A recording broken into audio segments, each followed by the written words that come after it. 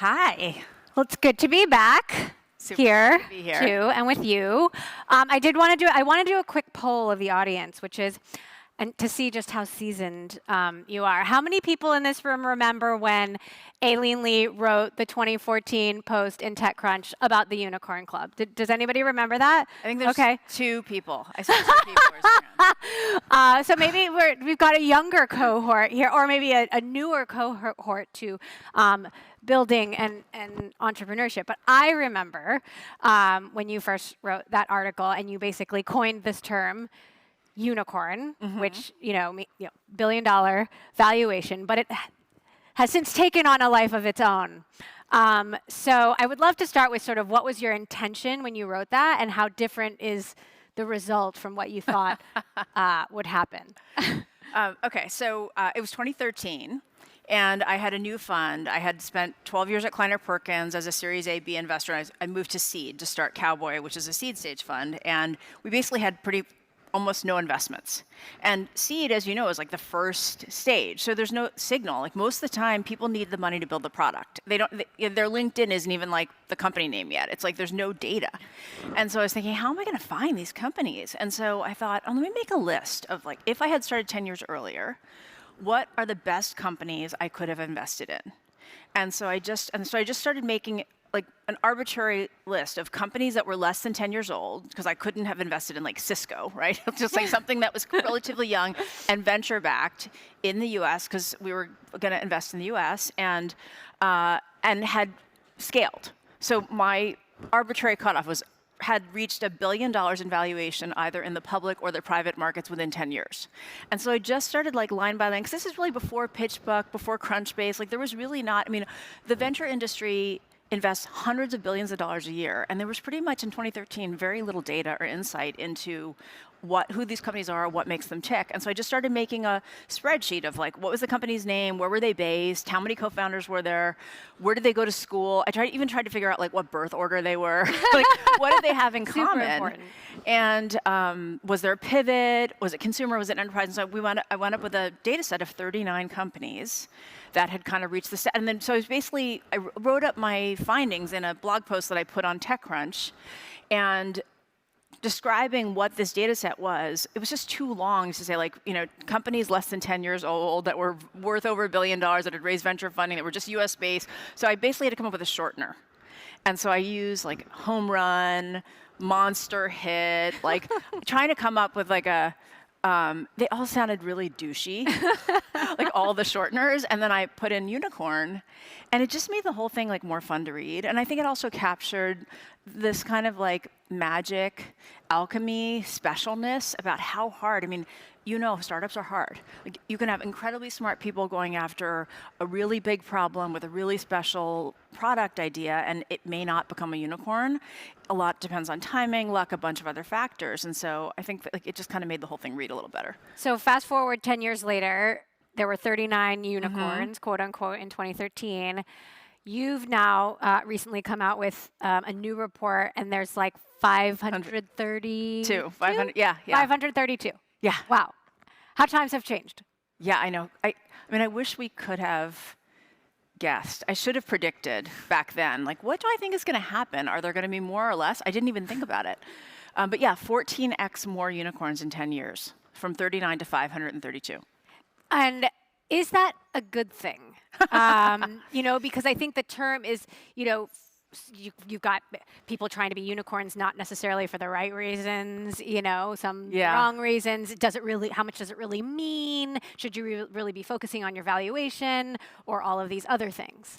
So it definitely, when I came up with the term, it was really just a shortener to imply a milestone that were a culmination, and a point in time milestone that was a culmination of events. And I definitely think some people, not most people, kind of perverted it a little bit to think it was a goal.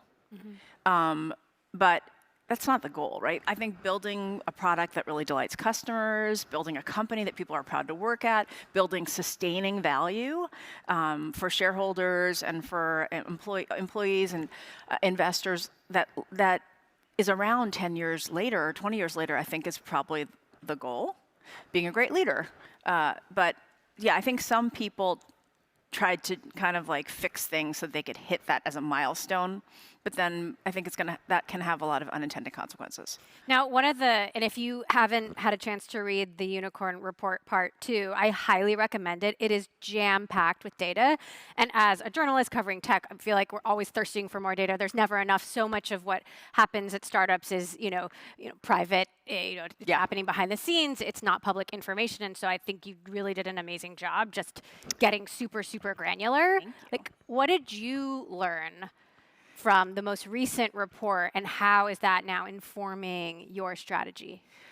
Okay, I'll try and make it, because there is a lot of data, Yeah, right? so like much studying data. 532 companies, there's just a lot.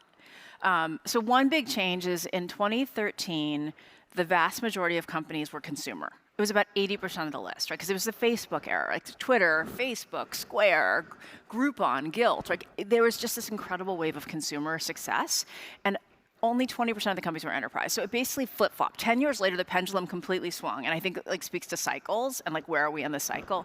Like we were in an incredible consumer cycle or consumer wave in 2013, and we're now in an incredible enterprise wave. So it's 80% of the companies. The other thing that I think is a big change is public markets and interest rates were very different in 2013. So back then, 2/3 of the companies had an exit or a liquidity event. So they either had gone public or been bought. So people who worked at these companies had a return. 93% of the 532 unicorns today are private. So we call them papercorns. That's a really big number of private companies. So it's basically like it's paper wealth that may or may not turn into real wealth. So that's a really big change. 60% of those companies basically raised during like the ZERP era, when interest rates were basically zero. So it was like maximum valuations. So that also meant maximum raise because they raised a ton of cash. There was more money in the venture ecosystem than ever before. But that means that today there's probably a maximum delta between what their valuation was and where like their valuation would be today if they had to raise today. So there's a lot of companies that are having to work through that. And our prediction is that of the 532, flash forward 5 years from now, probably 300 of them will be unicorns still, but not all of them. So there's going to be a big correction. Yeah, and I guess I'll just say like two more things. Some positive changes in diversity, but some less positive changes in diversity. And then capital efficiency is something to really watch out for. So people love investing in private companies because you can make a lot of money. And when you look at the numbers from the 2013 report, you saw the returns were great. Like basically consumer companies return 11 times the amount that they raised. So if you invested $1, you got 11 back. Right? And enterprise companies were 26 times capital efficient. So if you've invested $1, you got $26 back. Basically, because people raised so much money in the last 10 years, capital efficiency basically plummeted. For enterprise companies, they went from 26x to 7x. And consumer companies went from 11 to 7. So if you put in $1, you got 7, which sounds good, but public markets deliver better returns. So if you had invested in Microsoft or NVIDIA for sure, or even Facebook or Salesforce, you would have made more money than investing in this batch of companies, which is a real watch out because I just think the lesson is that the people are learning the hard way. You raise too much money, sometimes you don't make too much money at the end of the day. So how is that informing where you are putting your money? So look, public markets do have a lot of impact on private markets. Interest rates have big impact on private markets. So I think we're still in an adjustment period in private markets. Like we meet with a ton of startups, and some startups who had their idea in 2022 or 2023 that are raising now, they're still not fully adjusted to where the world is today, both in terms of what consumers want to buy or what enterprises want to buy. We're kind of in like we were talking about cycles, we were in a best of breed cycle in enterprise software, I think 5 years ago. We're now in a best of suite cycle. So enterprise customers want to buy less software or more software from less vendors. They don't want to buy 300 different point solutions. They want to, and so that there's a lot of consolidation going on. So if you're building enterprise software, you have to really be cognizant of it's a different market, and I think you just have to accomplish a lot more with a lot less. And so we're looking for founders. I think this is a great time for founders, and it's a great time for startups because this is like when real great companies are built. Right. This is startup grind time. Yes, right? Startup. Yes, exactly. Startup grind time. I think Gary Tan was here earlier talking about how he thinks SF is back, and obviously we're here in the heart of Silicon Valley, and so much of this community and its identity is tied up in startups and building. Yeah. Do you think SF is back? Are we back? I think SF has not gone away, right? Like, so if you look at the original analysis, it was the vast majority of unicorn headquarters. Like, it dominated. It still dominates from a sheer number. There are about 9x more unicorns than there were, but as a percentage, it's less than half of the unicorn headquarters. So it's dropped below 50% of unicorns. Now we've got unicorns in Boston and Austin, and this is just US based, right? In San Diego, in Denver, like kind of all around the country. And so I think if SF wants to get back above 50%, even though the number is going to continue to grow, we got to fix a bunch of things. Right. And how is that informing like where you're looking for the best opportunities? Like, We look across the country. We do think, especially for early stage companies where product velocity and ideation and brainstorming is really important, I do think that actually working in person or working at hubs is very important. Once you have product market fit and you can just scale what you have, I think distributed product teams can work, but I definitely think, so, and obviously AI, the vast majority of AI companies are based in San Francisco, and when you talk to people who run those companies, they really believe that the in-person work is critical, especially at OpenAI, to the massive the product velocity that they have achieved. is AI overhyped or underhyped? I think it is kind of short-term overhyped in some ways and long-term underhyped. I think it will underpin all the technology products that we use in the future. So, what is your advice? Clearly that's the one standout trend that's happening now in consumer and enterprise. And I've actually heard some investors say, like, there's not a lot of cool things to invest in right now. Do you have that sentiment at all?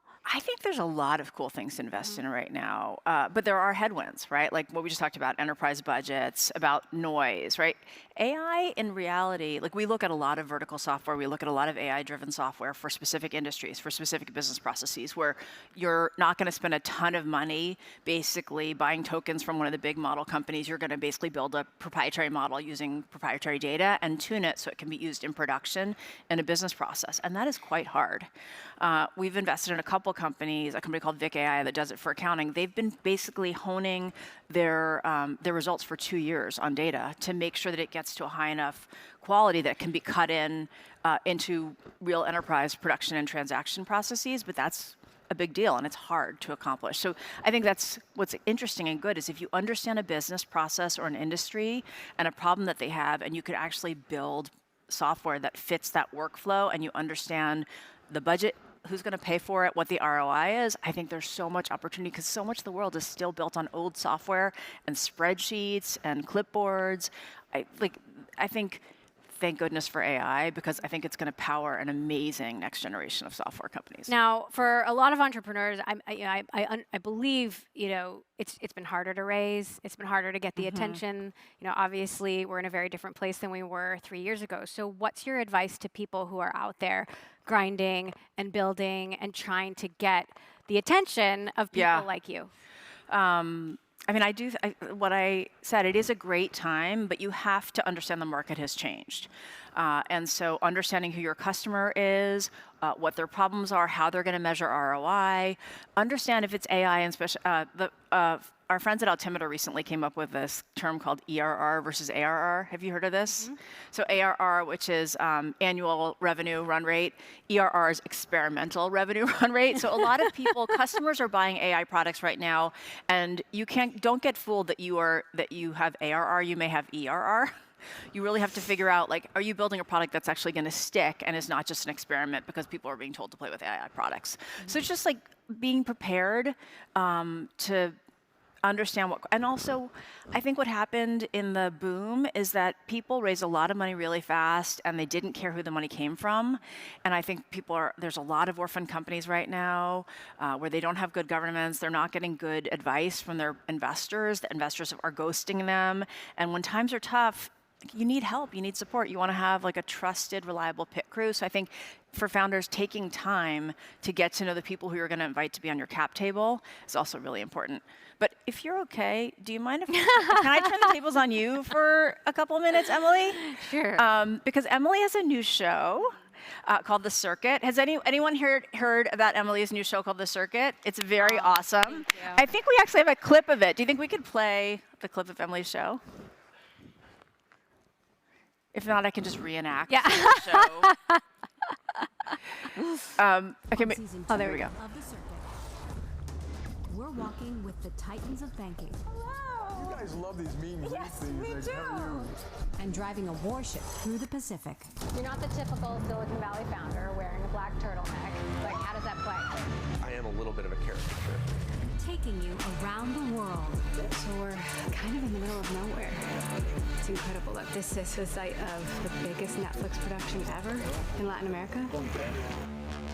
And getting you closer to tech and business leaders like never before. You have our money. You've got world leaders on speed dial. That's a lot of power. Sometimes I think I'm just riding the Bronco and hanging out for dear life. You driving a Hummer is pretty badass. That's what I'm going for, like badass soccer mom. I'm Emily Chang, your ticket to the front lines of tech, innovation, culture, and host of The Circuit. Wednesdays on Bloomberg Originals and Bloomberg TV. Ooh, yay, it's so exciting. Okay. Why you had a pretty good gig with basically being an anchor in San Francisco, seeing your family more often. Why do this new show? First of all, it's like hard to watch yourself, and then it's really hard to watch yourself blown up on a big screen in front of a lot of people. But you know, I did a daily show, Bloomberg Technology, for 13 years, and it was amazing. I got to talk to everyone about everything, and I feel like I just learned so much. And it was at the time that the industry was expanding and the unicorns were multiplying, and I developed a lot of great relationships and got to know a lot of people. And for me, it was just about wanting to spend a little bit more time with people. You would come on the show and we talk for 5 minutes and then there's a commercial break and that we're changing the subject.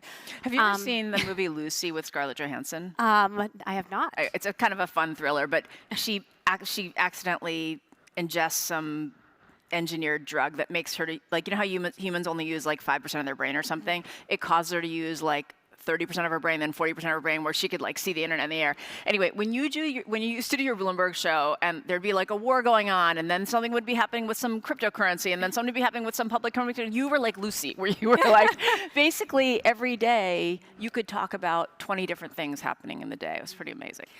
And the circuit was But it really is an then opportunity, you have to context change all the time, right? To hone in and get deeper and kind of build on these relationships and the stories that I'd been covering for so long, and just spend more time with him. And I love that and it's also about getting to know a more personal side of people and understand how some of these people that we're all following and see in the news, how they really think, how they operate. Like, I just loved hearing Jamie Dimon say, sometimes I feel like I'm just riding a Bronco and hanging on for dear life. Like, even Jamie Dimon feels that way. So of course it's going to feel that way when you're, building a company from scratch and putting out a million fires at all times. Pick? Like, you must be getting a lot of inbounds from people who are saying, I would love to come on your show, pick me. How do you pick? Because you've had actors, like Natalie Portman, right? Satya Nadella, the D'Amelio family, like such a wide, how do you pick? That is the hardest part, Really? honestly, because we have 12 episodes a year, so that's the hardest part, shifting from being able to interview 12 people a day to 12 people a year, essentially. And it's hard. I mean, there's so many amazing stories, and sometimes it's about timing. What else is going to be, what else is happening? Is there anyone on your time. wish list? Oh gosh, so many people. Do you want to tell Everyone, us? Beyonce. Okay, that'd be a good one. Beyonce would be a good one. But Okay, yeah, hold on, I think the picking of the people is It's so hard. hard because there is, there's so many opportunities out there, and we do get a lot of inbound. And it's long form is different in that you have to have some foresight about the stories that people are going to want to hear at that time. Yeah, but you're probably planning, like Yeah. Satya Nadella, he probably doesn't say like, yeah, come over tomorrow. right. What's different from season 2 versus season 1? Season 2, we have a much better infrastructure behind the show, and every show is even more in depth, and some of them have more of an ensemble cast of characters. We had to spin up 12 episodes in like 4 months last year, and I didn't think it was going to happen, but we did it. And now, the show has been, luckily, somewhat of a success, so we're getting more time with people. And also people can see, when I launched Bloomberg Tech in Silicon, no one did television here. You know, it was just very, you want me to go on television to talk about my startup for 5 minutes? It just was kind of this foreign concept. And so I feel like part of the last decade was just getting people used to this idea. And, you know, with season 1, you know, I think even people didn't fully understand, well, what am I really going to get out of this? But when you can see, oh, we're in Brian Chesky's house and we're hanging out and he gave me, you know, several hours where we got to spend time together and talk about all these different things. And this is what I can produce from that. Then I can convince more and more people to say, okay, I'll give you a few hours on my day or even a couple of days to really show you a different side of myself. I think in an era of like people watching whole television series in 3-minute clips on YouTube, like the chance to actually go deeper to understand an executive and their story and their lived experience and where they think the world is going, and where they're relaxed because they trust you, it is really refreshing. So thank you for doing it. Who that you've interviewed so far is most different than what you expected them to be like? Oh my gosh. Oof. So many people. It's hard to, you know, you just saw Mary Barra, who, you know, she's the CEO of GM. She's competing with Elon Musk. You know, I feel like in, you know, a typical television interview, she's like super buttoned up and talking about earnings. But, you know, she actually drives an electric Hummer.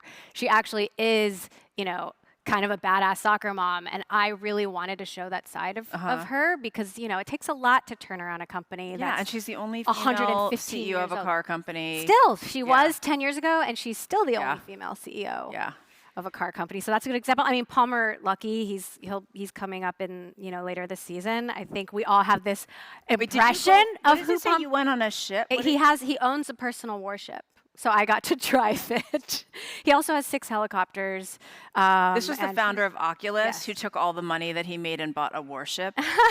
He has a new company now called Anduril, where they're building defense technology, and it's actually really interesting and exciting. And I think I was definitely bracing myself for that interview, but he was so much easier to talk to. And did he seem like an evil genius? He's a genius, I think, in some ways. I wouldn't use the word evil. No. Okay. What's the most controversial thing someone has said so far? Oh my gosh. Whenever anyone asks, like, who's the most exciting person you've interviewed, I'm like, oh my God, I cannot go. It's so hard to answer that question. Like, I can't believe you just said that on television. You know, I would say the one that stands out the most is Sam Altman. And this was before, you know, the OpenAI quote unquote apocalypse, coup, whatever you want to call it. Where I just, you know, it was a very simple question. Why should we trust you? And he said, you shouldn't. And I was like, wait, did you? What? You shouldn't. And, you know, he's... What did you ask after that? Right. I was like, really? He's right. Like, it is my job, our job as journalists to hold companies and people to account, your job as an investor, your job as users, but also, you know, companies that are integrating this technology into your own products. You know, that's what the community is here for. And I appreciated that he had that mentality. Like, I can't, you know, promise you anything. You need to hold me and us to account. After interviewing him and Satya Nadella and a bunch of other tech executives, what do you think about AI? Overhyped, underhyped? I'm excited. Of course, I'm also a little bit scared. And I feel so grateful for the opportunity to meet these people behind the scenes because I can, you know, I do feel like I get some sort of a sense of who they are and how they think and the issues that they're wrestling with. And I think it's a hard job, but, you know, obviously the genie's out of the bottle and this AI is happening no matter what. So do they paint a picture for you of 5 years from now what applications will be like? Like how we probably, you know, we had like, remember we used to have those like StarTech. You guys are probably some of you too young to have had a StarTech, right? Like we never, when we had the StarTech and the BlackBerry, we never would have imagined the world of the iPhone. Right. We didn't. Right? I didn't have a cell phone. My mom is here actually, who got me my first cell phone 20 years ago.